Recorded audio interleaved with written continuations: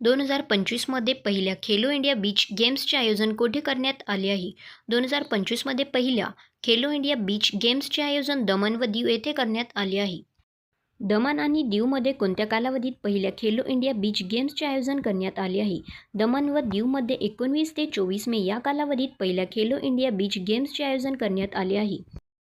JN1 हा कोविड-19चा नवीन variant कोणत्या देशात आढळला आहे?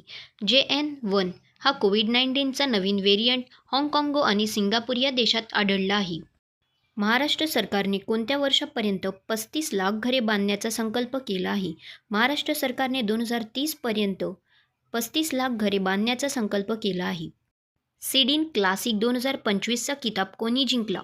सिडीन क्लासिक 2025चा किताब सौरभ घोषाल यांनी जिंकला.